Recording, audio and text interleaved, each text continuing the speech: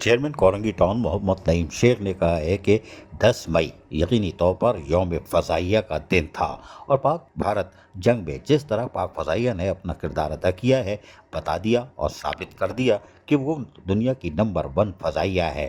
ہم 6 ستمبر پاک افواج کو سلام پیش کرنے اور یوم فضائیہ 7 ستمبر کو مناتے چلے آ رہے تھے، لیکن اب پاکستان کی تاریخ میں 10 مئی اہمیت اختیار کر گیا ہے، جہاں پاکستان نے ایک یقینی طور پر بڑا معرکہ سر کیا ہے۔ ان خیالات کا اظہار چیئرمین کورنگی ٹاؤن محمد نعیم شیخ نے پاکستان زندہ باد ریلی اور سبز ہلالی پرچم لہراتے ہوئے کہی۔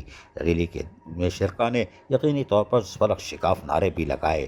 چیئرمین کورنگی ٹاؤن محمد نعیم شیخ کی S S P Korangi Tariq Nawaz, chairman KATI Junaid Naqi اور D S P Korangi Aslam Joya سے بھی ملاقات ہوئی اور اس موقع پر انہوں نے دونوں دفاتر کے سربراہان کو قومی پرچم اور بیجز پیش کیے۔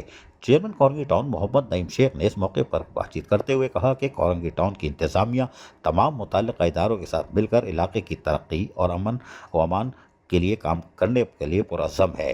ایس ایس پی کورنگی اور کارٹی آفس کے نمائندگان نے چیئرمین کورنگی ٹاؤن محمد نعیم شیخ کے اس اقدام کو سراہا اور عوامی خدمت کے کاموں کو بہتر انداز میں انجام دینے کے لیے ہر ممکن تعاون کی بھی یقین دہانی کروا دی۔ عزیز عارف KBS بلدیاتی نیوز کراچی۔ ایسی ہی خوبصورت ویڈیوز فیوچر میں حاصل کرنے کے لیے ریڈ بٹن پر کلک کر کے اور بیل آئیکن کو پریس کر کے ہم سب کے سبسکرائبر بننا مت بھولیے۔